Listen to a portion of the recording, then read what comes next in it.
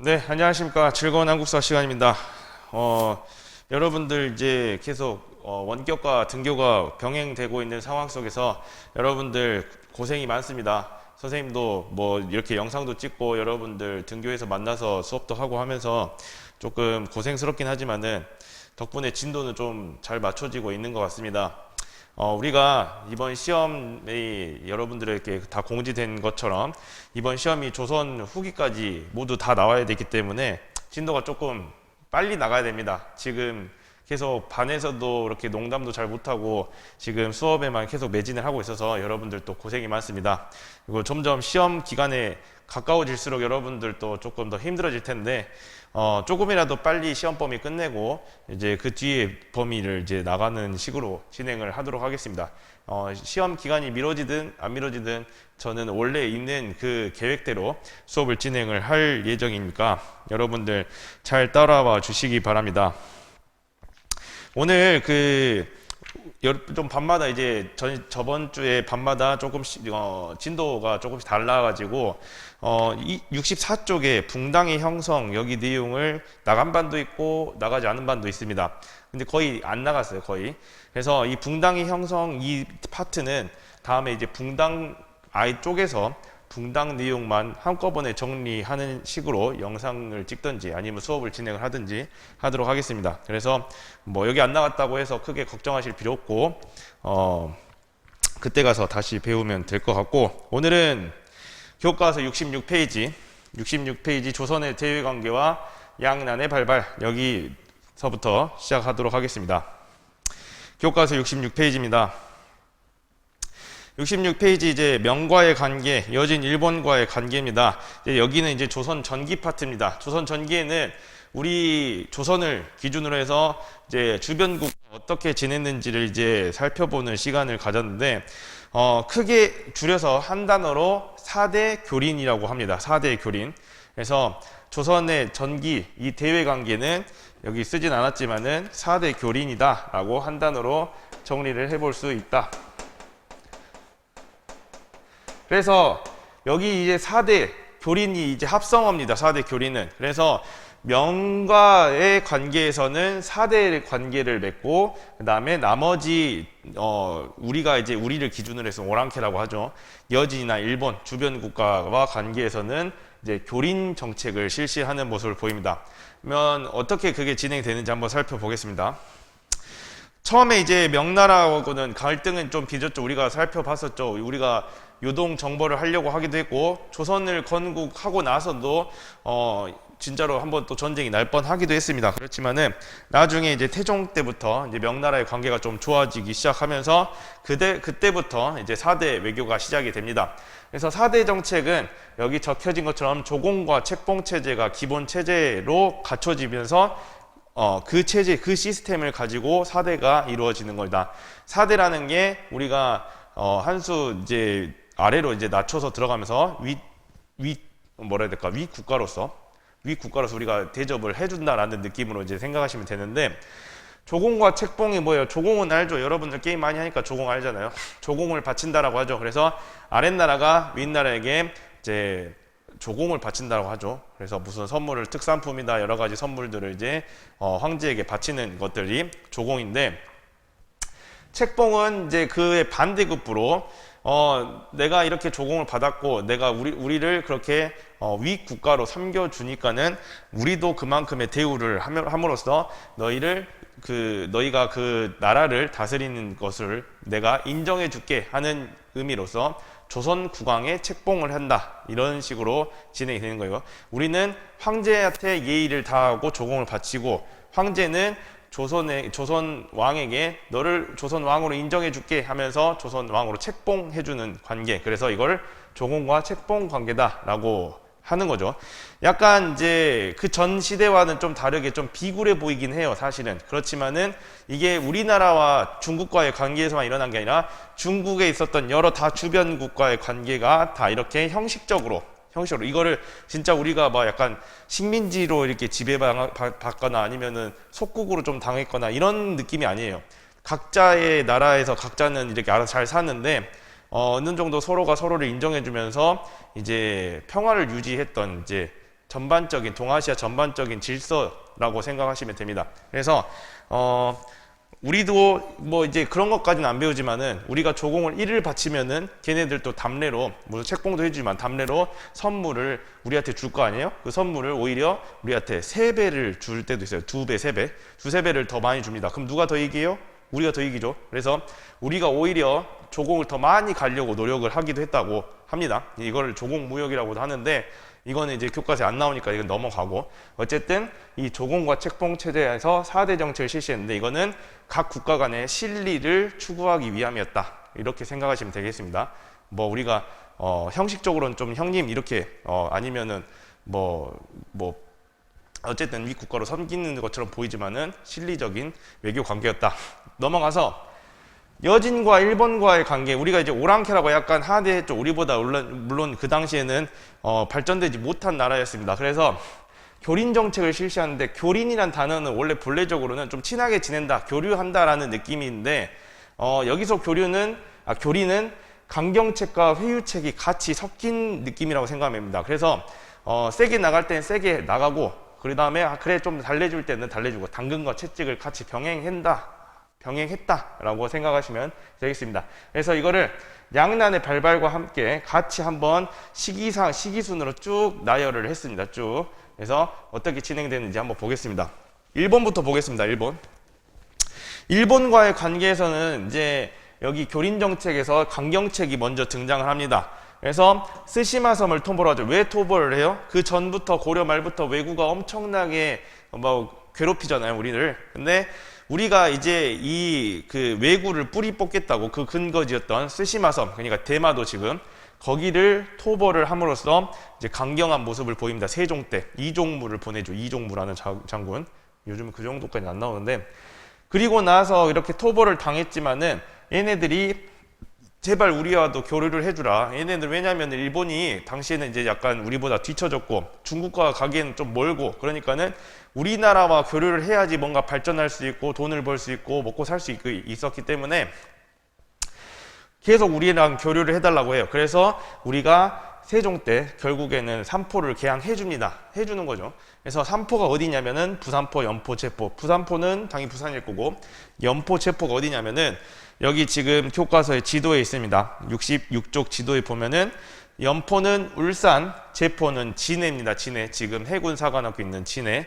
이렇게 세 개의 항구를 열어서 이제 일본인들이 이제 교류를 할 수 있도록 열어주는데, 얘네들이 이제 조금씩 그거를 이제 어느 정도 정해놨지만은 이런 뭐 어떤 정도로 우리에게 뭔가를 바치고 그 다음에 교류를 얼만큼 할 수 있고 뭐 이런 것들 정확하게 이거를 정해지는 거는 개해약조를 통해서 정해놨다라고 생각하면 됩니다.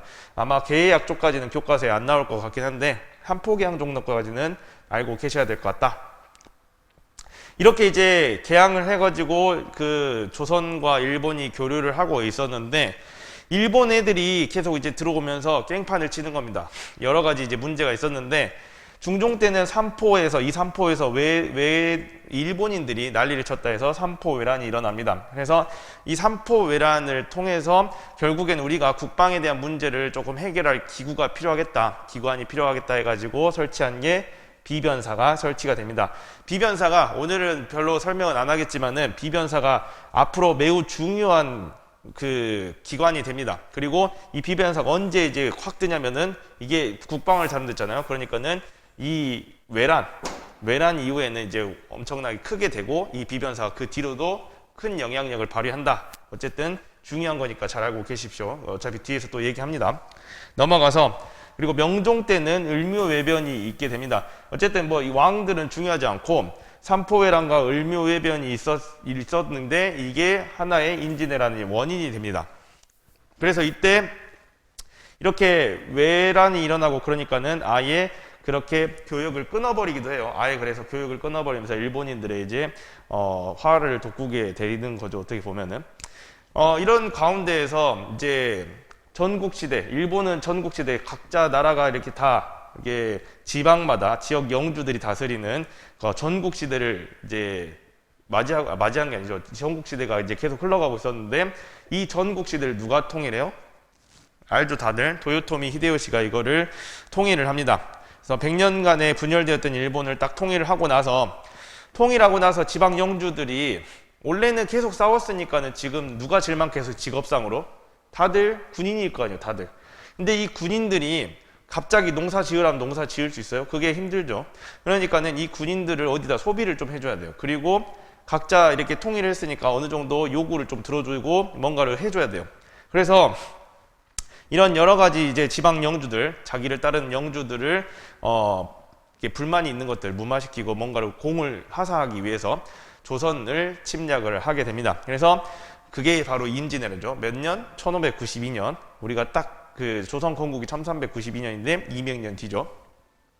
그래서 임진왜란이 일어나는데 여러 가지 전개 상황이 있었죠. 결국에는 이제 처음엔 20여일 만에 서울까지 함락이 됐다가 평양까지 이제 함락이 되죠. 그렇지만은 이제 명나라가 참전을 해가지고 어느 정도 막아내면서, 근데 이제 그 명나라의 참전도 이제 하나의 뭐 이렇게 공을 세웠다고 할 수 있고, 거기에다가 의병들의 활발한 의병들의 이제 의병들이 일어나는 것과 그 다음에 수군들이 이제 열심히 이제 수군들이 일어나가지고 반격을 통해서 전황이 회복이 되죠. 뭐 이순신도 있고 여러 의병장들 있고 그 다음에 뭐 여러 이제 전투들을 통해서 우리가 결국에는 조선에서 계속 왔다 갔다 하는 그런 전투 상황이 벌어지게 됩니다.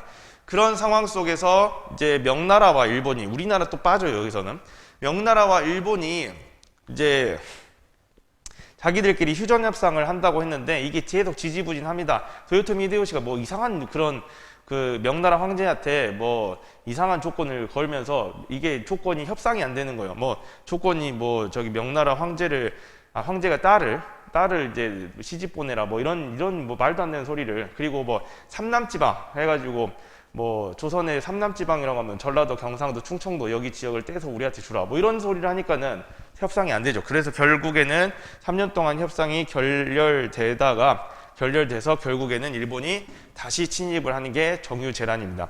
그래서 정유재란이 어쨌든 이렇게 계속 진행되다가 결국엔 도요토미 히데요시가 죽으면서 황급하게 철수를 하게 되죠. 그러면서 7년간의 전쟁이 끝나게 됩니다.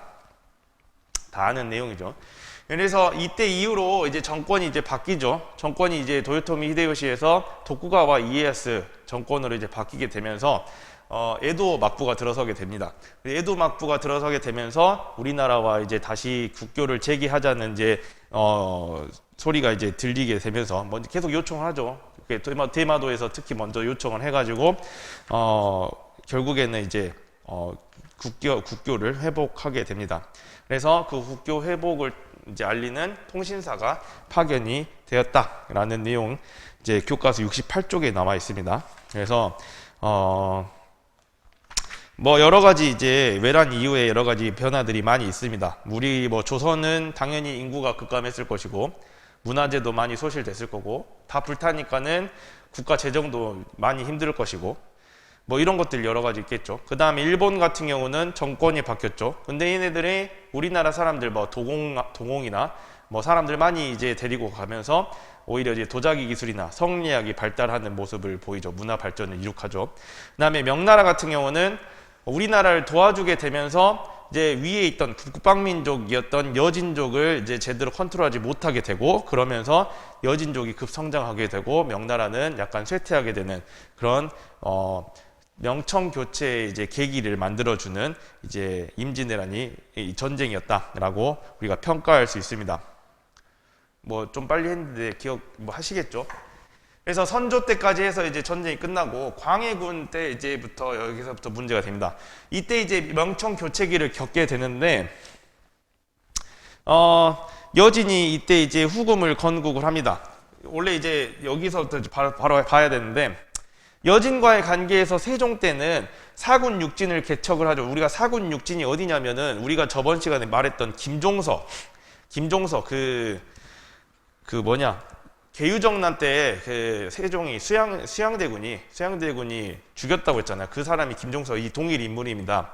이 사군 육진이 어디냐면 이때 이제 사군 육진을 개척함으로써 이제 지금의 압록강과 두만강 유역의 국경선이 이때 확정이 되는 거죠. 그래서 이때 강경책으로서 개척을 하는 모습을 보이고, 교린 정책으로, 아니, 그러니까 회유책으로는 뭐가 있을까요? 뭐 무역소를 설치한다던가, 뭐 여러 가지 이제 뭐 땅을 하사해준다던가, 땅을 하사하는 건 아니고 뭐 이렇게 뭘 준다던가 이런 식으로 회유하는 이제 경우도 있었지만은 어쨌든 이때는 얘네들이 유목민족이잖아요. 그러니까는 그때까지는 힘을 좀 못 쓰고 있다가 이때 임진왜란과 정유재난이 일어나면서 이때 확 발전을 하게 되죠. 성장을 하게 되면서 이때 광해군 때 들어서서 결국에는 나라를 세웁니다. 그래서 후금이라는 나라를 세웁니다. 후금이에요. 옛날에 그 고려시대 때 있었던 금나라를 잇는다고 해서 후금입니다. 그래서 후금을 건국을 하고 이제 우리나라를 압박하기 시작합니다. 이 후금이 계속 이제 명나라를 공격을 하니까는 이 명나라도 우리한테 이제 저기 원군을 요청하죠. 이제 급하니까. 근데 이제 조정에서는 우리가 이제 둘로 나눠지죠. 아니, 우리가 지금 급하지 않냐? 우리가 지금 전쟁이 일어난 지 얼마나 됐다고 지금 너 누굴 도와주냐? 이런 여론이 있었고, 아니다. 우리가 명나라가 우리를 도와줬는데 이걸 배신할 수 있겠냐? 이거 어떻게 하냐? 이걸 배신하면 되겠냐? 하는 그런 여론이 이제 이렇게 맞부딪히게 됩니다.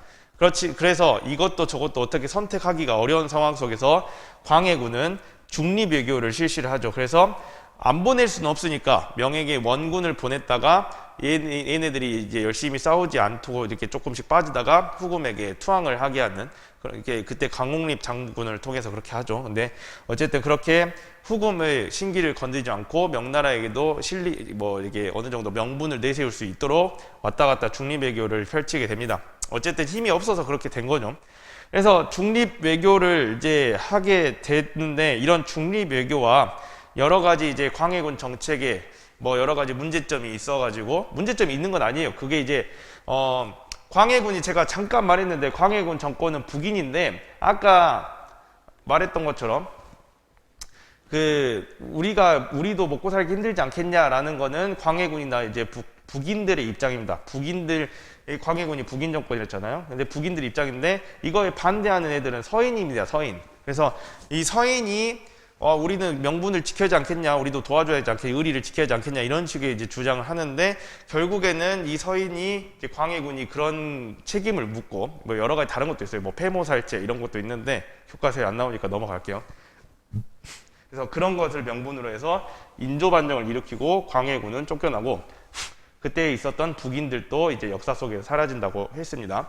그래서 인조반정을 통해서 새롭게 인조가 왕에 올라서게 되고 서인이 정권을 잡게 됩니다. 그래서 서인 아까 말한 것처럼 친명배금 정책, 명과는 친하고 그 다음에 금나라 후금과는 후금을 배척하는 정책. 그러니까는 우리는 명분을 지켜야 된다, 우리는 의리를 지켜야 된다라는 쪽으로 이제 정책을 선회하는 거죠. 그러니까는 후금의 심기를 건드릴 수밖에 없죠. 그래서 처음에 결국엔 정묘호란을 통해서 우리가 한번 당하죠. 한번 깨갱했어요. 그래서 형제국가의 이제 형제 관계를 맺게 되는데 우리가 동생이겠죠. 형제 관계를 맺게 되는데 그 사이에 얘네들이 더 힘을 키워가지고 국호를 청으로 바꿉니다. 국호를 청으로 바꾸고 나서 그때도 말을 안 들으니까 결국에는 다시 한번 쳐들어온 게 병자호란이죠. 그래서 결국에는 우리가 또 져가지고 남한산성까지 도망갔지만은 져가지고 결국에는 인조가 머리를 절을 3번 하고 머리를 9번 땅에 박는 그 삼전도의 굴욕을 당하게 되죠. 삼전도의 굴욕. 그래서 결국에는 우리가 그 청나라에게 사대를 할 수밖에 없는 굴욕적인 외교를 할 수밖에 없게 되었다. 내용은 이렇게 되는데 여러분들이 잘 정리가 되는지 모르겠습니다. 중학교 때 조금 배웠던 거를 잘 좀 떠올리시기 바랍니다. 교과서 내용도 그렇게 길진 않아요. 그래서 한 번씩 교과서 내용과 함께 선생님 설명을 한번 잘 들으시기 바랍니다. 왜냐하면 전개 과정 같은 경우는 시험에 잘 안 나옵니다. 전개 과정은 그냥 한 번씩 쑥 그냥 여러분들이 이해하는 식으로 조금 잘 들어주시면 될 것 같고, 이해하는 식으로 좀 보면 될 것 같고, 거기에 있었던 그 설명들, 그 영향들, 임진왜란을 통해서 어떤 영향이 있었는지, 호란을 통해서 어떤 영향이 있었는지, 그 뒤에 어떤 식으로 많이 바뀌는지, 이런 것들이 더 중요하기 때문에 그런 것들을 잘 파악해 주시면 좋을 것 같습니다. 넘어가서 70쪽, 71쪽 보겠습니다. 여기는 이제 양난 이후에 세계관의 변화인데, 사실 그렇게 많이 나오진 않습니다. 그렇지만은 71쪽 내용은 좀 나올 수 있습니다. 모의고사 말하는 거예요. 제가 제 시험을 말하는 건 모의고사예요. 그렇지만은 여기 71쪽 내용을 어느 정도 이해하려면은 70쪽의 내용이 먼저 좀 들어가 있어야지 지금 71쪽의 내용이 들어갑니다. 그래서 조금 설명을 좀 디테일하게 해보도록 하겠습니다. 지금 이제 이게 첫 번째고, 이렇게 첫 번째고, 두 번째 여기 양난 이후의 세계관의 표가 여기로 들어가겠습니다. 원래 이제 조선은 성리학적 명분론을 중요시합니다. 원래 이제 우리가 저번 시간에 키보 봤지만은 훈구파랑 살인파, 우리가 그 성향 차이를 봤었죠. 훈구파 같은 경우는 좀 이런 성리학적 명분론에서 조금 배제되는 여러 가지 성리학 말고도 다른 사상에도 포용적이라고 했잖아요. 근데 살인파 같은 경우는 온리 성리학만 바라보는, 성리학을 가지고 이제 세상을 바라보는 그런 시각이 팽배했기 때문에 이후로는 세상이 성리학적인 명분론을 중요시하는 나라가 됐습니다. 그래서 항상 대외관계에서 명은 세상의 중심, 중화, 이걸 세상 중화라고 합니다.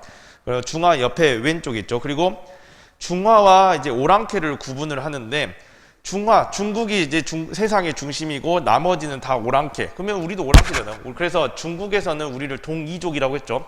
그 있잖아요. 뭐 북적, 남만, 서융, 동이 이렇게 나누는 것처럼 우리나라도 사실 동이에 속하긴 하는데, 어쨌든 이 중화와 오랑캐를 구분하는 화이론이 우리의 그 화이론적 세계관이 자리를 잡습니다. 근데 이렇게 중요시 하는데 구분을 한다고 했잖아요. 근데 우리도 오랑캐잖아요. 근데 이제 우리도 오랑캐라고 인정하기 싫어. 왜냐면 우리는 성리학적으로 어느 정도는 많이 발전을 했으니까. 그러니까는 우리는 완전한 중화는 아니지만은 하나의 조그마한 작을 쏘자입니다. 적을 쏘자. 작은 중화다라고 우리끼리 이제 그렇게 생각을 하는 거죠. 우리끼리 그런 이론을 발전시킵니다. 그래서 조선의 지배층은 자신들이 중화 문명을 가장 훌륭하게 전수받은 소중화라고 자부하였다라고 여기 써져 있습니다. 그래서 이러한 인식이 이제 어디까지 나타나면 역사서 편찬에도 드러납니다. 이제 기자실기라는 역사서가 이제 등장을 하는데, 이건 이이 같이 있습니다. 이왕 이이 할 때 이이요. 그래서 기자라는 사람을 이제 그 조선 기자라는 사람이 옆에 있어요. 이 70표 기자 읽어보세요. 네, 그래서 기자조선을 이제 좀 더 높이 이제 숭상하는 그런 이제 풍조가 일어나긴 했는데, 이 기자조선이 사실 지금도 좀 나오는 경향이 있어요. 근데 이게 지금 우리 역사학계에서 인정하지 않는 내용입니다. 그래서 너무 그런 쪽으로 빠지면 너무 국뽕에 취하고 막 그럴 수 있으니까 조심하시고 그런 거 보지 마시고, 어쨌든 이런 게 있었다 정도로 알고 있으면 되겠다. 근데 이제 문제는 뭐냐? 우리가 명은 이제 중화, 우리는 소중화 이렇게 이제 인식을 하고 있었는데, 이제 갑자기 생뚱맞게 큰 세력으로 등장한 게 청나라죠. 청나라. 오랑캐잖아요. 우리가 오랑캐라고 여겼던 애들이 갑자기 세력을 빡 키워가지고 얘네들이 명나라까지 멸망시켜버렸어요. 중국을 완전히 먹어버립니다. 근데 얘네들은 어쨌든 그 제일 윗대가리가 어쨌든 오랑캐잖아요. 여진족. 그러니까 오랑캐 국가예요. 그러니까는 병자호란 이후에, 우리가 이렇게 당한 이후에 이런 화이론적 세계관이 완전히 이제 흔들리게 됩니다. 우리 소중화라고 막 자부했는데, 오랑캐라고 무시했는데, 이게 완전히 뒤바뀌어 버리니까 이게 이제 흔들리게 되는 거예요. 그런데 이거를 통해서 이제 그럼 인식을 바꿔야 될 생각을 하지 않고, 인식은 그대로 둔 채 서인은 이 화이론을 오히려 강화를 합시다라고 주장을 하는 거예요. 화이론을 강화를 해가지고 이걸 통해서 오히려 정권 유지하는 모습을 보인다. 그러니까는 어떻게 가겠어요? 야, 우리가 지금 오랑캐 때 당하지 않았냐? 그래서 우리 오랑캐를 몰아내자. 뭘로 연결된다? 여기 같이 써줬으면 좋았을 텐데. 여기 이제 그 뒤로 여기 쓸 거예요. 북본론과 연결이 됩니다. 북본론. 그래서 저기 아까 방금 인종 다음에 인조 다음에 효종이죠. 황인효, 현, 숙, 경영 이렇게 하잖아요. 그래서 인조 다음에 이제 효종이 이제 그 다음 왕이 되는데, 효종 때 서인과 함께 북본론이 대두가 됩니다. 그래서 청을 정벌해서 명에 대한 의리를 지키자라고 주장을 하는 게 북본론인데, 결국엔 이게 북볼로는 효종 때만 반짝 엄청나게 준비를 하다가 결국엔 효종이 죽으니까는 쇠퇴하게 됐다. 그래서 우선 좀 이따 봅시다. 그래서 이렇게 정권 유지를 서인이 화인원을 오히려 강화를 하면서 정권 유지를 하는 모습을 보이면서 조선은 나중에 이제 명나라까지 아예 무너졌잖아요. 그러니까는 그 전에 이제 중화라는 개념이 무너졌어요. 그러니까는 청나라는 중화가 아닌 거예요. 청나라는 그냥 오랑캐일 뿐이고 중화는 그러면은 이 중화를 이어받은 나라는 우리나라밖에 없다라고 해서 오히려 조선은 중화를 정통으로 계승한 국가다라고 이제 자부를 하는 거죠. 좀 웃기죠. 어쨌든 그래서 이런 식으로 이제 화일원이 변화하는 모습을 보였다. 어쨌든 그놈의 성리학적 명분론 때문에 그놈의 자존심을 버리지 못하는 거예요. 실리적으로 가야 되는데 그놈의 명분을 못 버리는 거예요. 그래서 이게 이제 어떻게 연결이 되냐? 이게 먼저입니다. 사실 북볼론 방금 인조 다음에 바로 효종이에요. 북볼론 얘기 나오죠. 바로 연결 방금 설명했고 그 뒤에 이제 호랑 논쟁이 일어나게 되는데 이제 호랑 논쟁이 뭐냐면은 원래는 호론과 낙론이 서로 싸운 거예요. 근데 호론과 낙론은 이 충청 지역의 노론과 서울 지역의 노론이 각자의 주장을 이제 말한 거라고 생각하면 되는데 처음에는 얘네들이 뭘 더 가지고 논쟁을 하냐면은 인간과 짐승의 본성에 대한 논쟁을 합니다. 인간은 특별한 존재다. 아니다. 특별한 존재고 동물은 조금 밑에다. 아니다. 인간과 동물은 동등한 존재다. 이걸 가지고 싸우는 거예요. 사실 뭔 상관이에요, 그게. 어쨌든 이런 이제 그런 사상적인 우리가 성리학 그때 잠깐 설명하고 넘어갔는데 그 우주 만물의 그런 어떻게 우주 만물이 돌아가는지 이런 것들을 설명하는 게 성리학이라 했잖아요. 그래서 이런 것들을 서로 논의하고 이런 것들이 이제 계속 이루어지는 거예요. 어쨌든 그래서 호론 같은 경우는 충청 지역 노론이 주로 주장을 하는데 인간과 짐승의 본성은 다르다. 인간이 좀 더 특별하고 짐승은 그 아래다. 라고 이제 하면서 얘네들을 어떻게 형상하냐면은 우리가 조선은 인간이고 오랑캐였던 청나라는 짐승이다. 그러니까는 우리와 조선과 청은 오랑캐와 중화는 본질적으로 다르다라고 주장을 하는 거예요. 그러니까는 인정할 수 없다로 가는 거예요. 이해되시죠?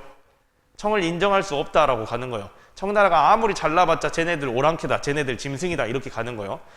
근데 낙론 같은 경우는 서울 지역 노론이 주장을 하는데 인간과 짐승은 본성이 동일하다. 똑같은 동등한 입장이다. 물론 아예 동등하다고는 안 해요. 어쨌든 그냥 여러분들에게 편하게 말하기 위해서 그러는 거예요. 인간과 짐승의 본성이 동일한데 이런 것들 동일하다고 하니까는 지금 이 주장이 지금 말이 돼야 한대요. 안 된다는 거예요. 그러니까는 이 화이론적 구분의 비판적인 모습을 보인다. 화이론적 비판. 그러니까는 중화와 오랑캐를 나누는 것. 화자가 중화고 이자가 오랑캐예요. 아까 동의할 때 그 이예요. 그래서 그런 구분하는 거예요. 오랑캐와 중화를 굳이 나누는 거에 대해서 비판적인 모습을 보였다. 똑같이 뭔 소리 하냐 이런 식이에요. 그래서 이런 호랑 논쟁이 처음에 호랑 논쟁 인간과 짐승의 본성에 대한 논쟁에서 이거를 조선과 청으로 이제 더 확장시켜서 논쟁을 벌이는 게 호랑 논쟁이다. 지금 보면 아무 쓸데없죠. 어쨌든 그래서 이런 호랑 논쟁에 대해서 봤고 옆에 70쪽에 자료 지금 나옵니다. 그래서 어떻게 얘기했는지 한번 읽어보시기 바랍니다. 그다음 넘어가서 북볼론은 지금 설명을 했고 북볼론은 이렇게 어쨌든 효종이 죽고 나서는 바로 쇠퇴를 합니다. 근데 이제 청나라는 이제 갈수록 이제 어떻게 보면은 왜 쇠퇴를 할 수밖에 없었냐면 청나라는 나라가 이제 방금 건국을 해가지고 이제 막 이제 발달하는 중이에요. 그러니까 이 국력이 날로 차이가 커질 거 아니에요. 그러니까는 우리나라가 어떻게 해볼 수가 없는 존재가 됩니다. 근데 우리가 계속 이제 막 주장하고 해봤자 현실적으로는 불가능한 거예요. 그러니까는 결국에는 효종 사후에는 결국에는 조용히 사라지는 거예요. 조용히 북볼론이. 그래서 오히려 얘네들 만주족 문물의 토대에다가 한족의 문물까지 해서 서양 문물까지 이렇게 받아들이면서 문화가 엄청나게 발달을 하니까는 우리나라가 병작을 한 이후에 이제 청나라의 영행사라는 걸 보내면서 이런 새로운 문물들을 많이 발견하고 우와 대박 이렇게 되는 거예요. 그러니까는 여기에서 이제 청의 모습을 실제로 목격하면서 이제 이런 화이론적 구분은 말도 안 된다 라고 하면서 이렇게 비판적으로 나서는 거예요. 말도 안 된다. 그래서 어떤 것이 나오냐, 오히려 그러면 우리가 배워야 된다, 북쪽의 학문을 배워야 된다라고 해서 북학론이 등장을 합니다. 그래서 청해 문물을 수용해야 한다고 주장을 하고, 이 수용 주장이 이제 항상 명분에만, 그냥 별것도 아닌 명분에만 치우치는 이런 성리학에 대해서 비판을 합니다. 좀 더 현실적으로 다가가지 않겠냐. 그래서 이런 조선 후기에 이런 학문이 발달하게 되면서 등장한 게 실학이다. 우리 실학 알죠? 정약용이나 뭐 유수원, 뭐 홍대용, 뭐 이런 사람들 뭐 있잖아요. 그래서 이런 실학들이 등장하는데, 농업이나 상공업의 지능, 뭐 이런 거나 여러 간의 국학, 지능, 우주관의 저해정립, 이런 것들을 이제 새로운 이제 이 성리학과는 다른 새로운 관점으로 이제 뭔가 실증적인 학문, 연구를 하는 학문으로 발전하게 된다. 그래서 우리가 크게 중농학파, 중상학파 이렇게 나눴죠. 그래서 뭐 여존론, 한존론, 뭐 이렇게 땅에 관한 얘기, 그 중농학파는, 그다음에 중상학파는 어떻게 우리가 발전시켜야 되는지, 뭐 이런 것들이 나오는데 교과서에 안 나오니까 냅두고, 옆에 이제 71쪽에 이제 거중기 사진도 나옵니다. 그림도. 그래서 이렇게 실학을 통해서 이제 실질적인 발달되는, 우리한테 실질적으로 그 도움이 되는 학문을 연구를 하는 거죠. 72쪽에 보면은 이제 뭐 연행사 얘기 나옵니다. 한번 어떻게 그렇게 이제 이렇게 북학론으로 발전할 수 있었는지를 한번 살펴보시기 바랍니다. 뭐 여기까지 이제 대충 정리가 될 것 같습니다. 오늘 수업은 우선 이렇게 양난 이후의 세계관의 변화로 이제 하고, 다음 시간에 이제 양난 이후의 정치적 변화, 여기 파트는 우선 냅두고, 제가 한 번에 붕당 정리한다고 했죠. 그래서 붕당부터 해가지고 삼정의 문란까지 한 번에 정리를 하겠습니다. 한 번에 정리를 할 거고, 다음 시간에는 뒤에 6단원 76페이지부터 이 6단원을 좀 수업을 해보도록 하겠습니다. 여기 있는 사회 파트, 그 다음에 문화 파트, 경제 파트, 여기 이렇게 한꺼번에 나와 있으니까 여기 파트를 먼저 다음 시간에 설명하도록 하겠습니다. 오늘 수업은 여기까지 하겠습니다. 질문 있으면 바로바로 채팅창에 쳐주시고, 그리고 채팅창에 안 썼더라도 바로 질문하시기 바랍니다. 너무 요새 질문이 없어요. 좀 활발하게 참여 잘 하시면 좋을 것 같습니다. 어쨌든 오늘 여기까지 하겠습니다. 수고하셨습니다.